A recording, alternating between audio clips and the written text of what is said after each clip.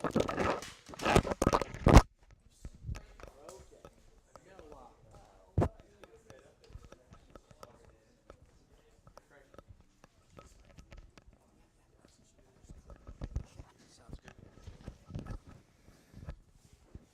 morning. How's everyone doing? Good morning. Doing well? Good. I'm going to just share a little bit at the beginning here, my story, and then we're going to jump right in the book of Ephesians. My name is Frank Cirone, and I was born September 7th, 1966. You're trying to do the math right now. I'm 57 years old. Quite crazy to think how quickly life goes by. But I grew up in upstate New York. I grew up about 35 minutes or so from a place called West Point. If you know where that is, that's a military academy. But I also grew up about 35 minutes or so from another place called Woodstock, New York. You can imagine. So I was born in the 60s. And you know what happened in 1969 in Woodstock? It was like a bunch of hippies came together.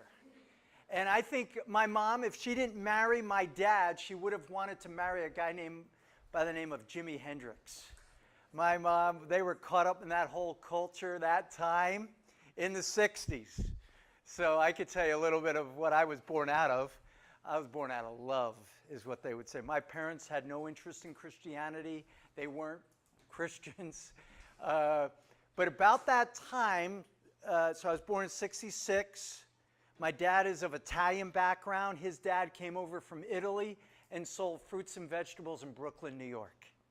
Classic rolled up sleeves, sweating like an Italian, cigarette behind the ear. He was selling fruits and vegetables in New York City.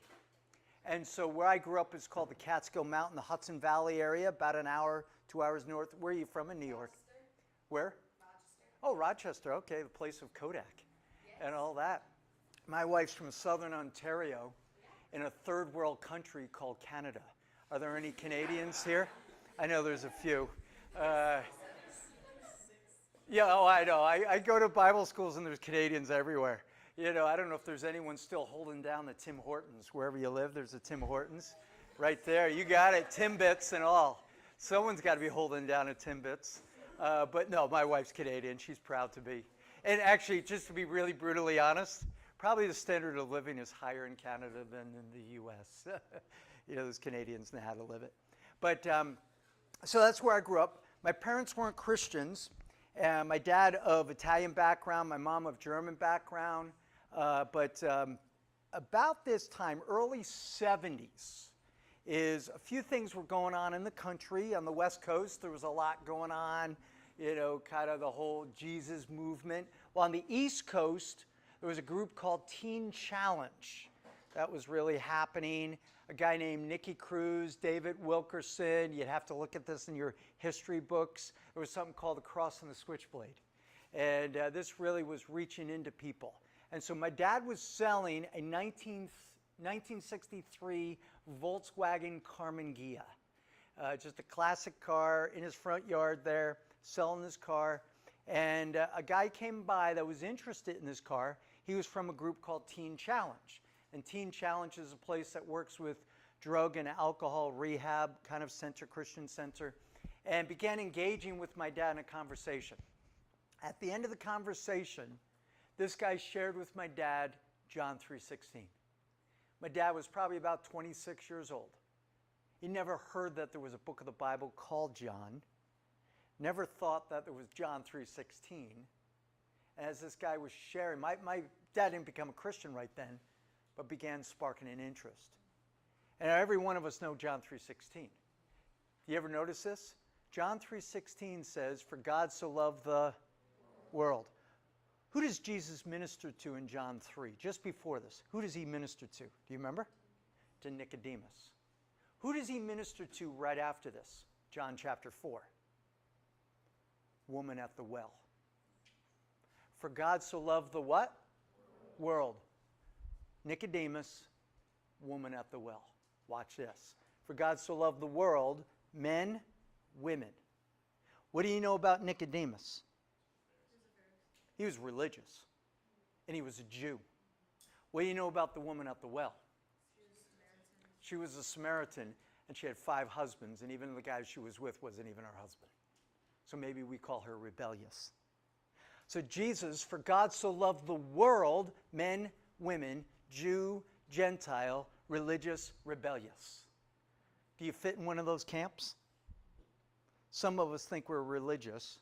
Others of us are faced with shame because we're rebellious. Guess what? For God so loved the world. Men, women, Jew, Gentile, religious, rebellious. And that's right at the beginning of the ministry of Jesus Christ. He was about meeting people where they were and taking them where he was going. The way in a world that is filled with people that are lost. The truth in a world that is filled with a lot of lies. And life in a world that is filled with lifelessness. That started sparking an interest in my parents. Shortly after that, there was a Baptist minister that was going around encouraging people to come to a week of meetings to be held at the church. And so this Baptist minister comes knocking at our door and invited my parents to come to a week of meetings. And my mom was just excited to share with this Baptist minister that she's been studying with a group of ladies weekly the Bible. And she shared with them, she said, this group of ladies, they call themselves Jehovah's Witnesses. You can imagine what that Baptist minister was thinking. It's like, red flag to a bull or something like that. And he's like, well, he started sharing with her. But then he began to share who was going to come that week to teach at the Baptist church was a man by the name of Major Ian Thomas. I'll say that name again. Maybe you've heard that name once or twice. Major Ian Thomas. Who was here last week? Who was here a month or 2 ago, probably, or was it Dan Thomas? Their grandfather. A man by the name of Ian Thomas. He was a major in the British forces. And probably you know this, probably they've shared it. But you can imagine, as he was coming through, he was a British major. As he was coming through burned out Germany in 1945, the Lord put upon his heart as he was walking through burned out Germany, walking through these concentration camps, the war was over, and he saw Hitler's youth. And in the day, those Germans, they wore short little pants called lederhosen. And they had just the look of Hitler's youth. The war was over, they were defeated, and you know what Major Thomas thought?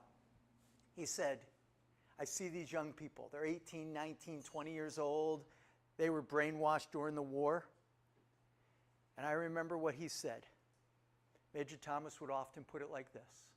He said, if one man could convince Germans to kill 6 million Jews, he says, I know one Jew that is interested in saving 6 million Germans, and that being Jesus.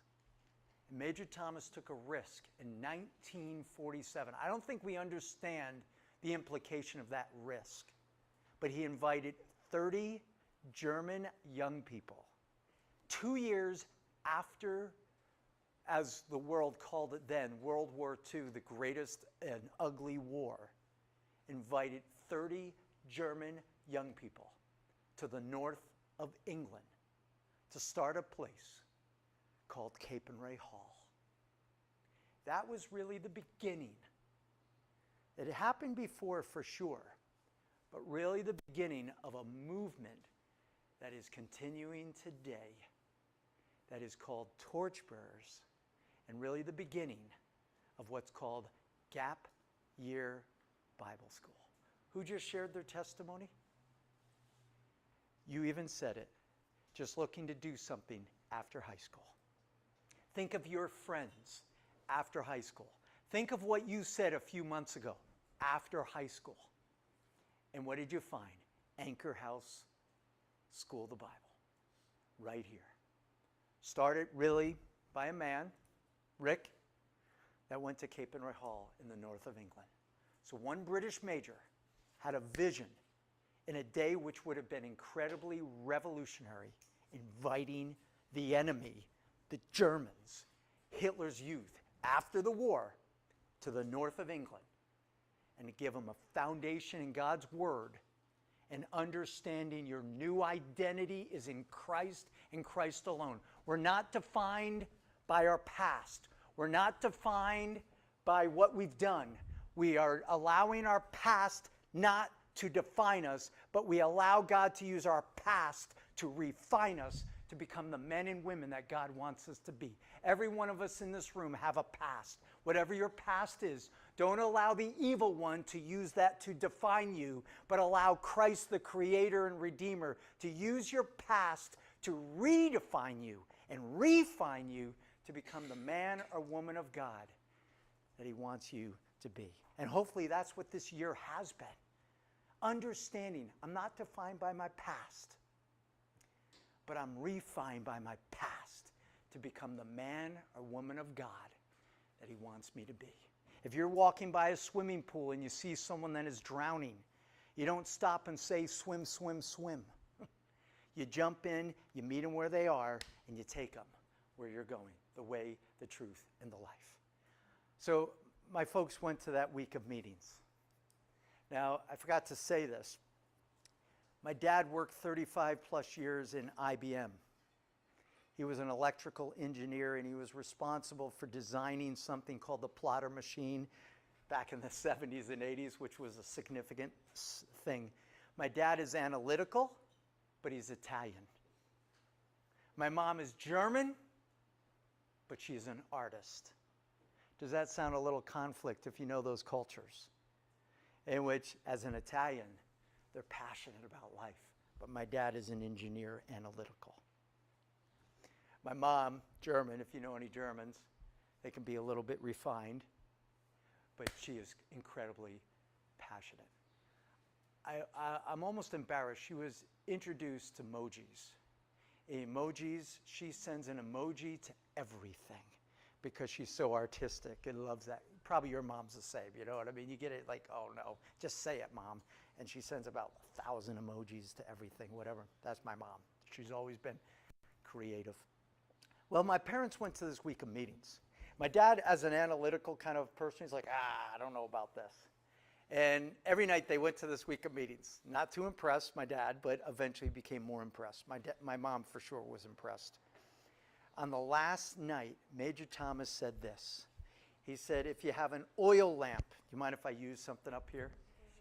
He said, if you have an oil lamp, this is not an oil lamp, but if you have an oil lamp, what do you need flowing through it to produce light? What do you need to flowing through it? What do you need? Oil.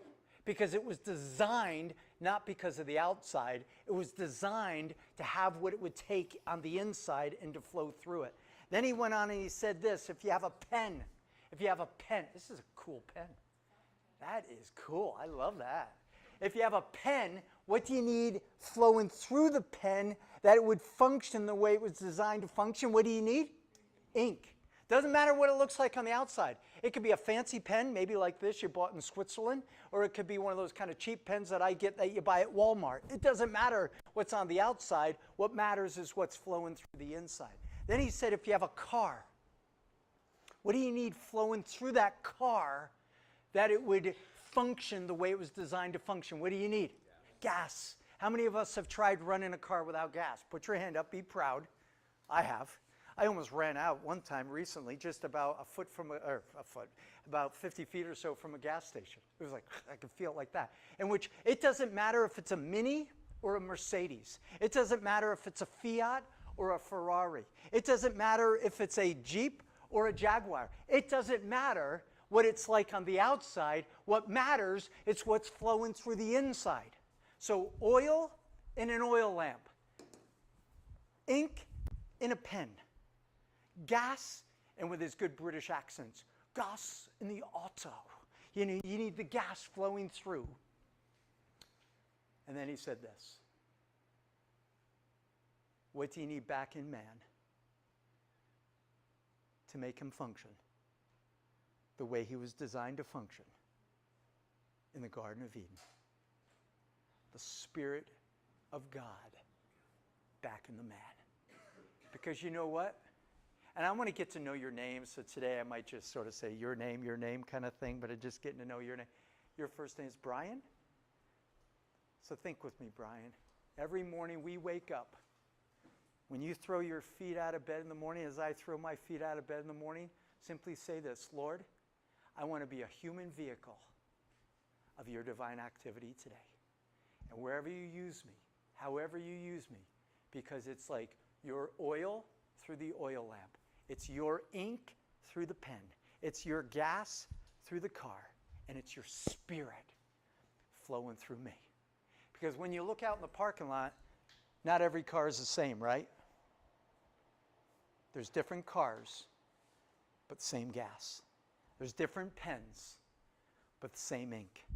There's different oil lamps, but the same oil. And I look around this room,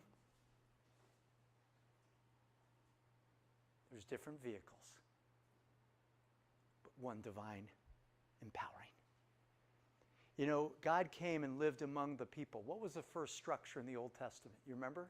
That he came and he lived among the people. The tabernacle. What was the tabernacle made of on the outside? Yeah, skin primarily. Material, simple material. Skin, say. What was it made of on the inside where the Holy of Holies is? What was it made of? Gold, silver, and what? A precious stone on the inside. Outside was ordinary, inside was extraordinary. Outside was skin, inside was spirit. And that's where the Spirit of God lived, right? What's your first name? Cruz. That's right, Cruz. Because you're from Canada. You sure are. Yeah. You're from like Alberta. Saskatchewan. Oh, sorry. That's an insult, right? That's an insult because the Saskatchewan sausage is much better. The Mennonite sausage is much better than the Albertan sausage. I know it right there up on the border. My brother-in-law up in the oil fields, man, he always wants to sneak over to Saskatchewan and bring some back. Go to Moose Jaw and get some good stuff. All right, so back to it, right, Cruz? Watch this. So the outside is ordinary, the inside is? Okay, what was the next structure that God lived among the people? Temple. What was the temple made of on the outside? Stone. Even though Solomon's temple in today's currency cost about $5 billion. It's quite incredible.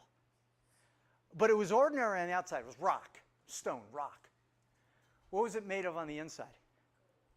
Gold, silver, and precious stone.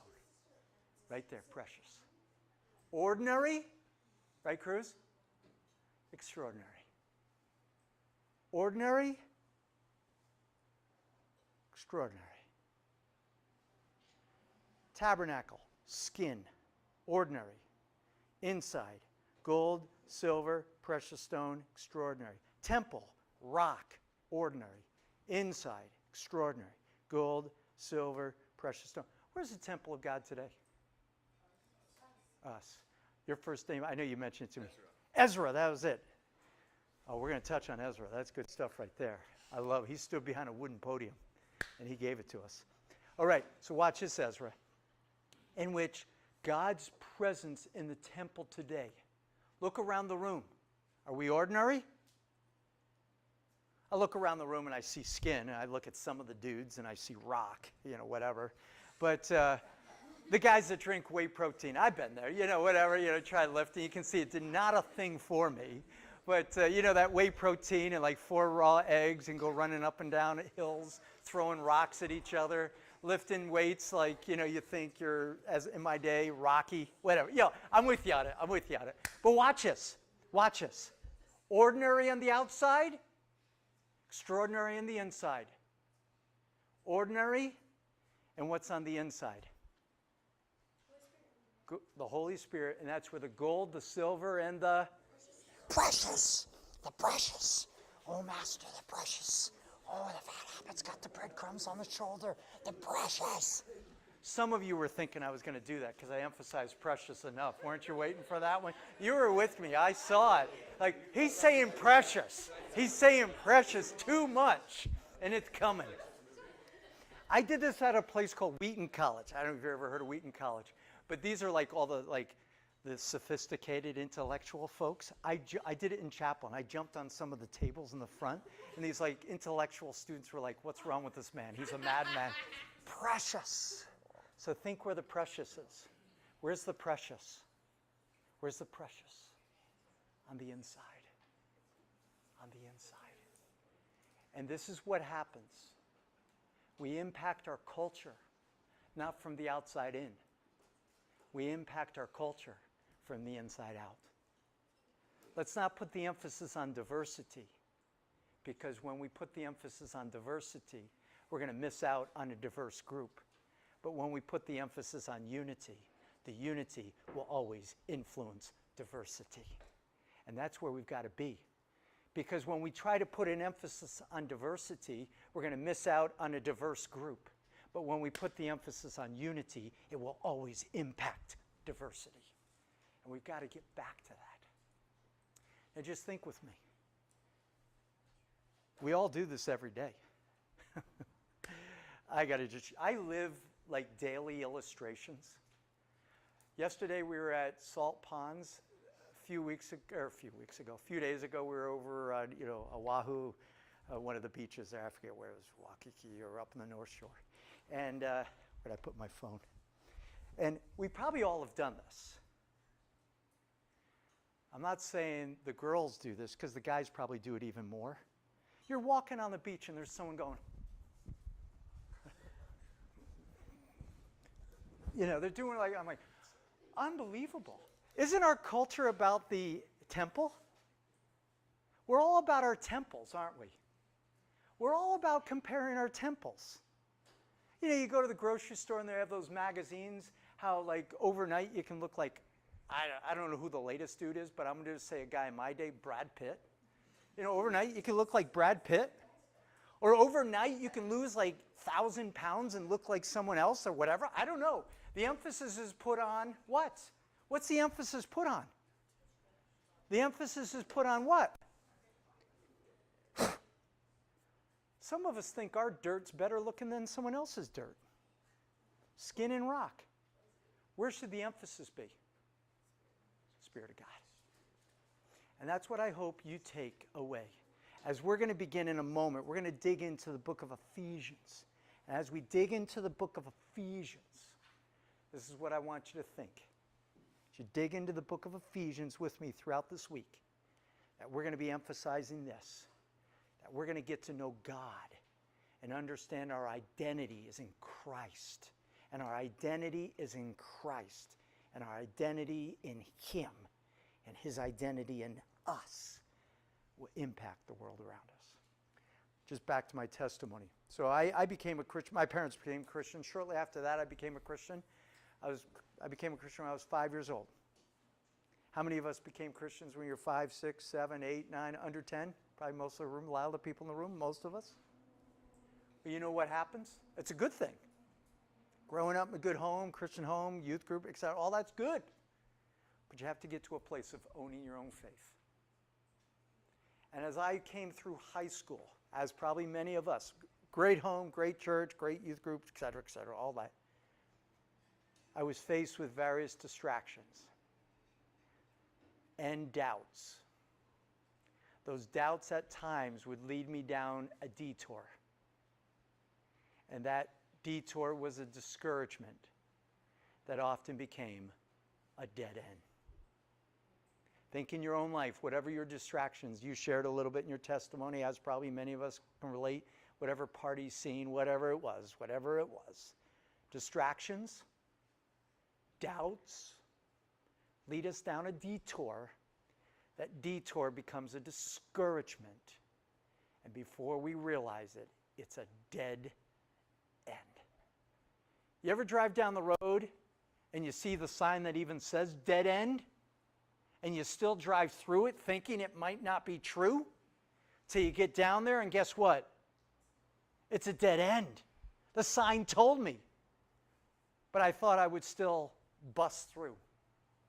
So whatever. And I did this through my high school years into university. Distractions, doubts, took detours. It led to discouragement. And it brought me to a dead end. And you know what it brought me back to? Simple as it might be. But wake up in the morning and begin delighting in Christ. Delighting in Him. So through my high school years, when I was probably about 14 or 15, Major Thomas would come back to our home church.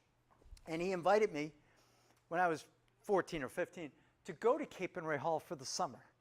They had summer camps and adventure camps, and so I went there and helped in different ways. At any Bible school or Christian camp that you've worked at, what's one thing you have to help with? Dishes. So I had to do dishes like 3 times a day, I think it was, to be there. But I helped in different ways, helped the program. So I would do that every summer then, through high school. It was sort of fun. But then also, when I was about 16 or so, my parents invited me. They said, hey, you should go to this sports camp. I was going to be held at a place called King's College in New York. And I remember going to this camp, and it's classic. If you've been to camps, the Christian camps, they're all kind of the same. You play sports or you do programming all during the day, and then at night there'd be a Christian speaker. And I was one of those dudes. I sat in the back, got myself nice and comfortable, because when the guy started speaking, I thought I'm going to fall asleep because I've heard all this before. I was 16 and I thought I knew everything. You know anyone like that? That might have been you, right? I mean, I was that guy. I thought 16 knew everything. So I'd get in the back, fall asleep every night. Well, one afternoon, we're out just kicking a ball around. It was a soccer camp too, so we were doing soccer drills or whatever. We're kicking a ball around, and along came a guy. His name was Rob. And Rob was one of the camp counselors. He was 19 years old, 20 years old, but he was a camp counselor. So he started kicking a ball with something, and oh no. He's going to start saying, you guys got to make Jesus the Lord of your life. And he didn't. We just kicked the ball, just back and forth. You know, drills, kicking back and forth. And like typical guys, we talked about 2 things guys talk about. Girls and sports.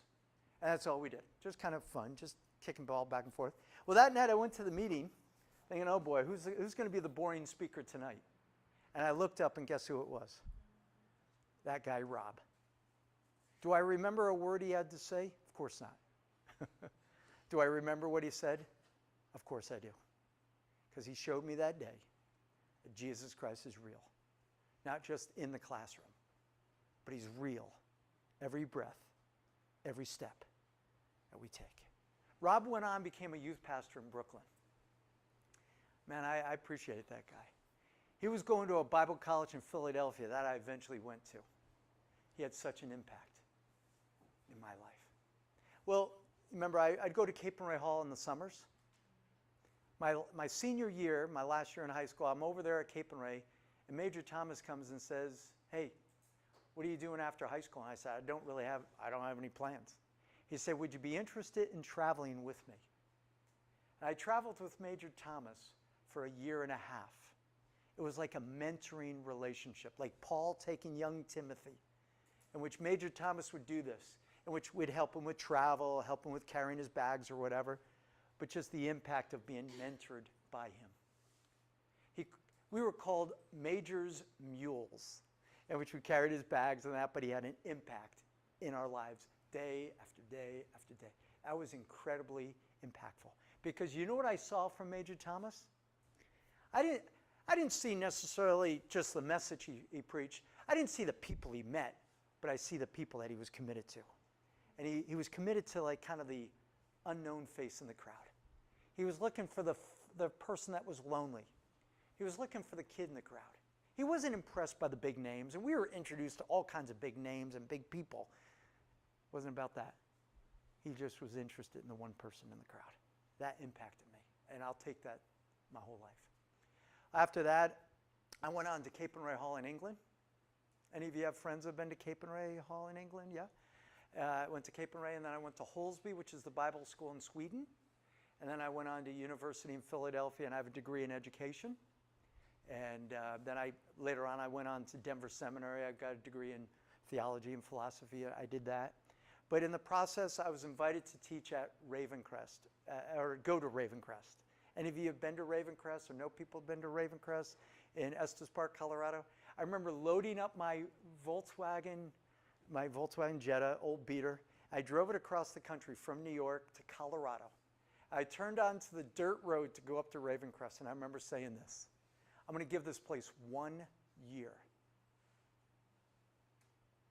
I stayed there for 30 years, full time, in which I met my wife, Krista, there. She's Canadian from southern Ontario. Any of you from Ontario? Most of you are from the west, probably, but she's from Kitchener-Waterloo area, just south of Toronto, a little place called Elmira. It's known as the capital of the Canadian Maple Syrup Festival. I knew I was going to marry a true Canadian girl. She just oozes with maple syrup, from her heart. Even though she's an American citizen also, she's still a Canadian citizen. And underneath is that maple leaf that's just screaming from a beaver and a maple syrup. She just loves being a Canadian. When you have hockey on the money, it's sort of a cool place. I have fun making fun of Canadians. Just get used to that. You can make fun of me all you want. We've been married 33 years. And we got 4 kids. We started off with twin boys. You imagine starting off with twins? Krista, we found out halfway through the pregnancy. We're going in halfway through the pregnancy praying that this little one will have 10 fingers and 10 toes, that this little one will have a nose and everything. On comes the screen. I've never been one of these ultrasounds. On comes the screen, and I'm seeing 2 faces, and I'm thinking it's one coming into focus. And then all of a sudden, the nurse kind of leans over to Krista and says, excuse me, do you know you're expecting twins? This is halfway through the pregnancy. You got to know my wife well enough. She goes, oh no! She looks at me and she goes, what did you do to me? It's just like that.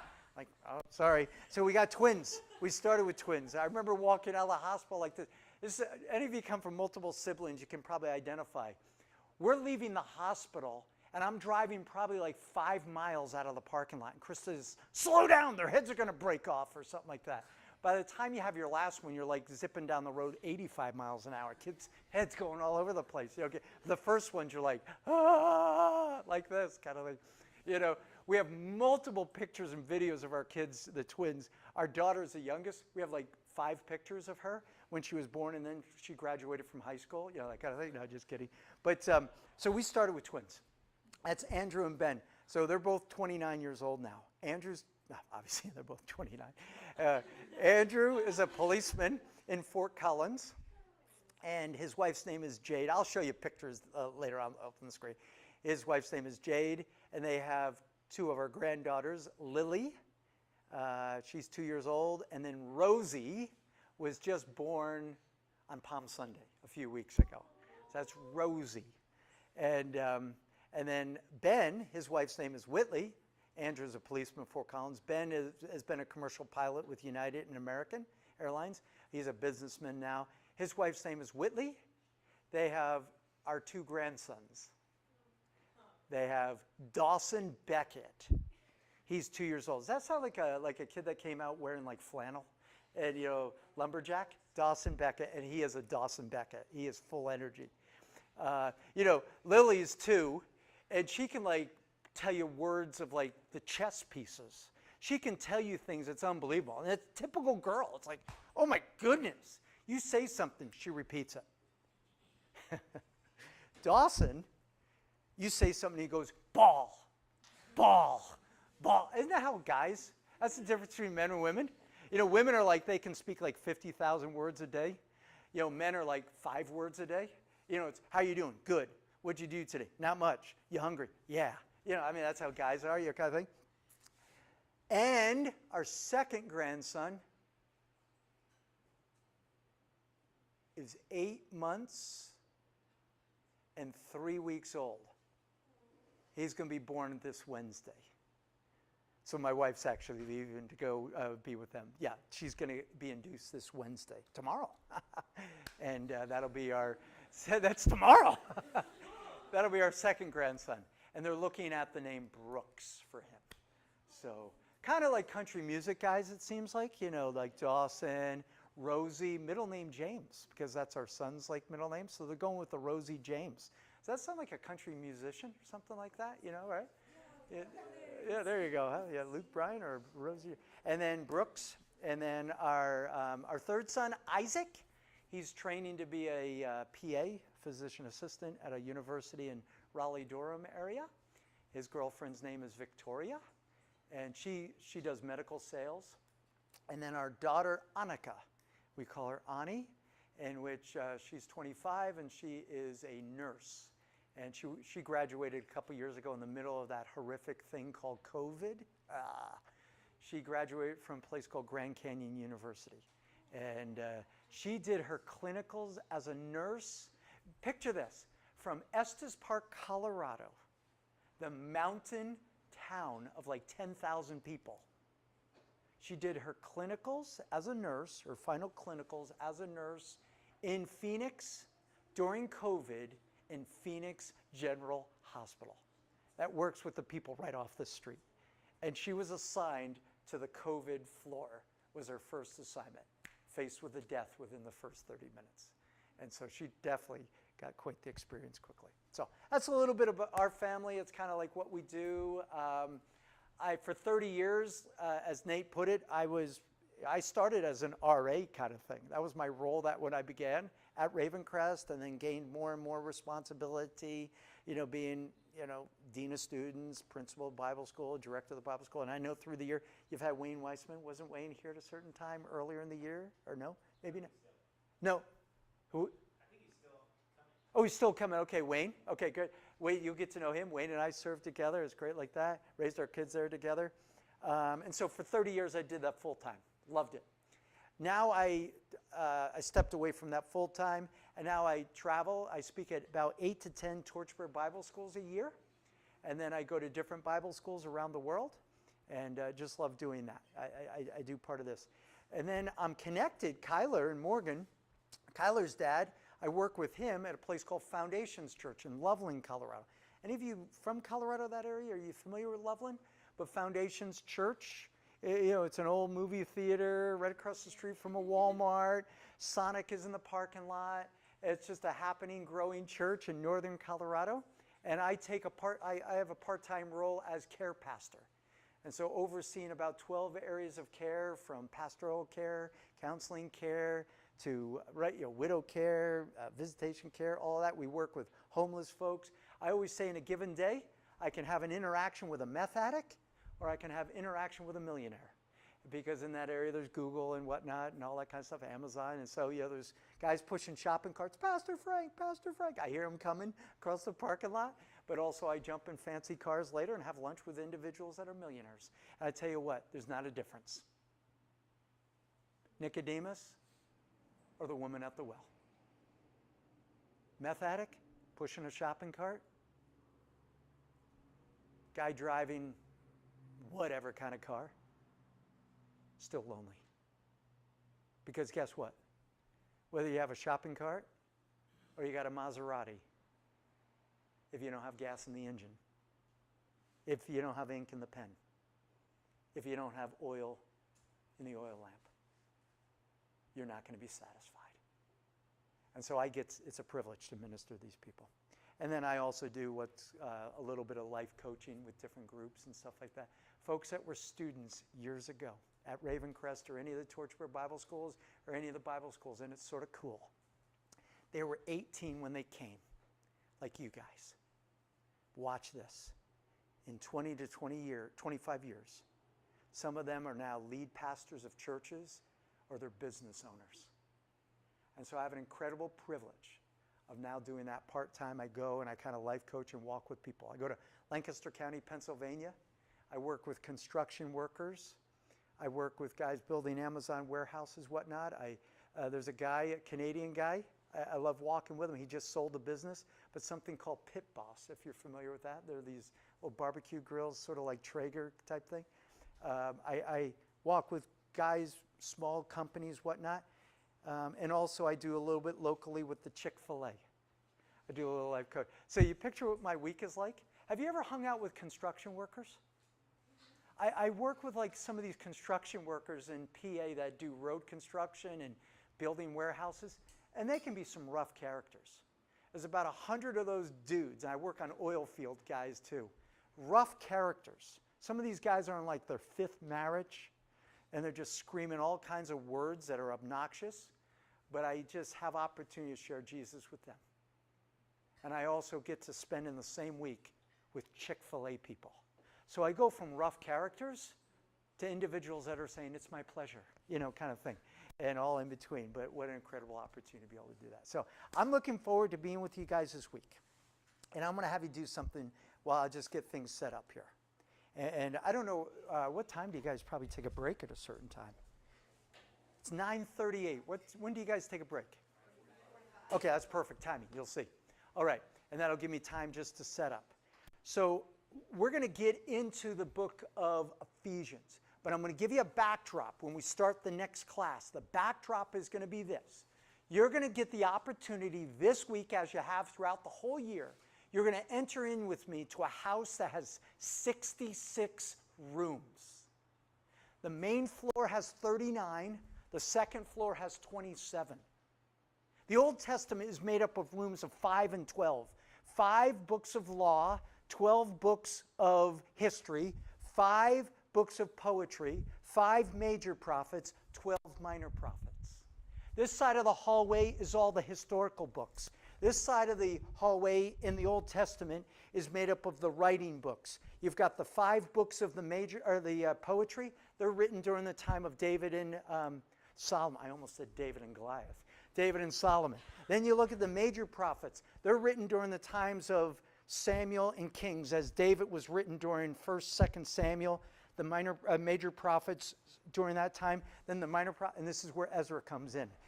The minor prophets are all written as throughout the end of the Old Testament. And what are the last 3 books, as you would say, of the historical section? Ezra, Nehemiah, and Esther. Ezra, Nehemiah, and Esther. You look across the hallway, what's the 3 Old Testament books? What are the last 3? Haggai, Zechariah, Malachi. They were written during the time of Ezra, Nehemiah, and Esther. This is during that time because Ezra, they came out of 70 years of captivity. And maybe we'll take a break. Let me finish with this. You'll see where I'm going with this. There were 2 major persecutions in the Old Testament. By what people group? What people group brought incredible persecution through the Old Testament? Babylonians. Who was before that? Assyrians. Egyptians for sure, way back then. Because God cursed 10 plagues. The 10 plagues were cursed against the 10 deities of Egypt.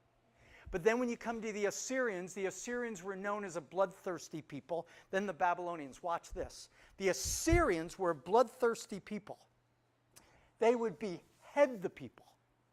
They would chain the people. They would fillet the skins off the people and plaster them along the walls.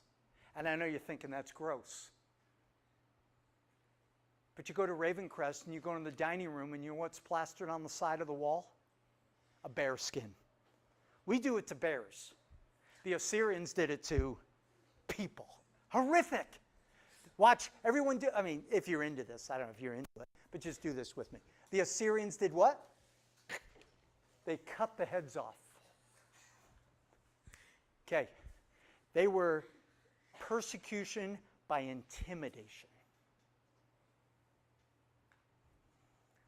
What people group came after the Assyrians? Babylonians. Your first name is? Nolan. So you know what, Nolan? This is what the Babylonians did. They didn't cut the heads off.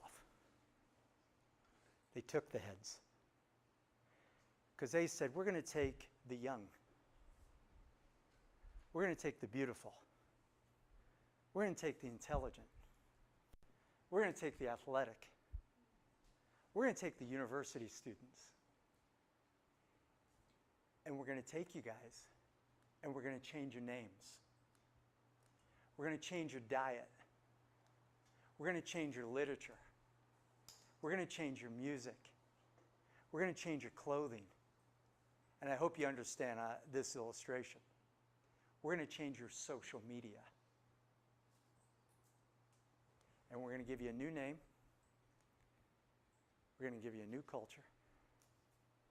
And this is even true. I'm not just jumping to this. We're going to give you a new sexuality. We're going to give you new music. We're going to give you new culture. And we're going to influence you by messing up your mind. because that's how you can get a people group. The Babylonians, they influence people how? By infiltration. The Assyrians intimidated and persecuted and cut the heads off. What did the Babylonians do? Infiltrated and took the brains. Do you know any culture like that today? Is that occurring right now? Around the world, is there persecution by intimidation? For sure. Christians are dying for their faith around the world. But do you think we live in a culture where the Babylonians infiltrated and took the brains? We have to retrain our brains before the enemy drains the brain. The enemy is draining the brain. We've got to let Christ retrain our brains. It's very interesting. Why were they in captivity? Why were they in captivity? In the Babylonian captivity? Anyone know?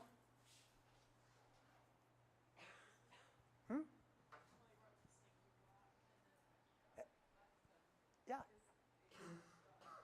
How long were they in captivity? 70 years. That was the Egyptians.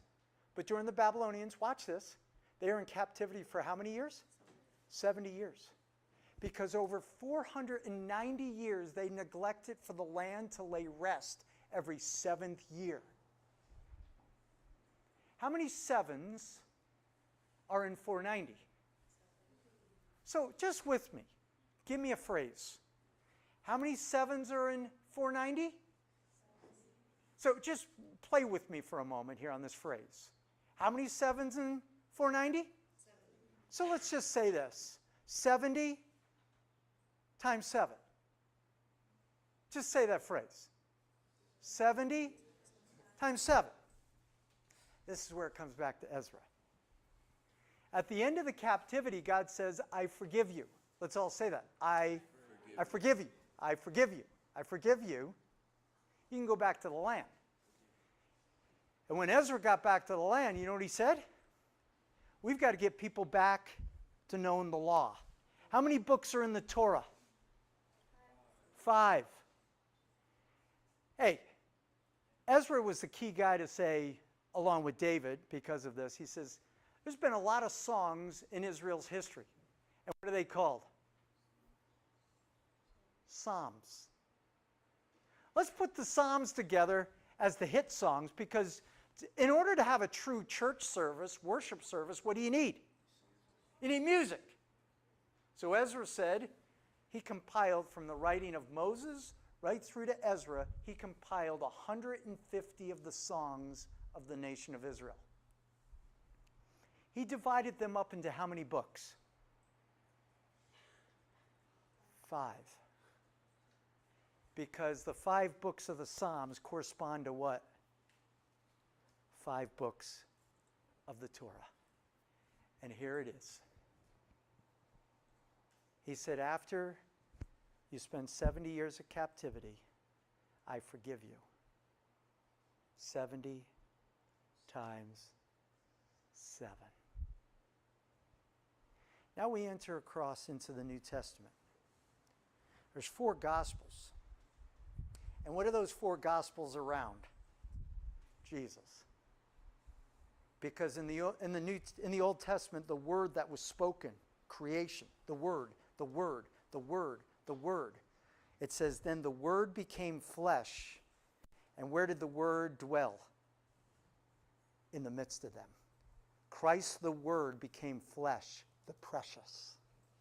And he dwelt in the midst. And Matthew was a Jew, talking about a Jew to Jews as the king. Mark was speaking about Jesus, a servant, as to Romans, as the servant, as an ox. Luke was a physician, speaking about Jesus as a man to Gentiles. And John, later on, who's he speaking to? What book are we looking at this week? Ephesians. And Jesus and John is going to tell the people, the church at Ephesus, that Jesus is the Son of God. But as he spent time with his disciples, one of his disciples came up and said, how often should we forgive our enemies? And Jesus said, 70 times 7. That's a term of limitless.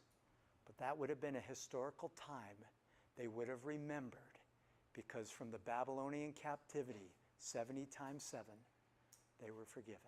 And with that, do time periods stick in our brains? Every time you and I go to the airport, we have to go through security. Much more than what it used to be when I was a kid. You could show up for a flight a half an hour before your flight. Finish the sentence. Life has changed with security in an airport since when? 9/11. That became a phrase that we know that our great-great-grandparents would have never known. 9/11 became a phrase because of a historical time that has had an impact on its culture. 70 times 7. Limitless. You are to forgive. All right, thank you guys for listening. Take a quick break. I don't know how long you take, 10 minutes or whatever. Take 10 or so, come on back, and we will continue on, and you guys are going to do some reading in the book of Acts. All right, take a break. Thank you. Thank you. Sounds good. Oh, thanks. Yeah. Your first name is? Noah. Noah. Okay, good. Do you do the... Yeah, so we trade. I'm like a media intern. So Okay. we like trade off each week. We just like Okay, video and the that'd be video great. stuff. Because what I'm going to do is, there's certain videos I'm going to show. If it's easier for you, that would help me than me trying to jump around on my laptop. Yeah. Hey, you can show them, yeah, whatever.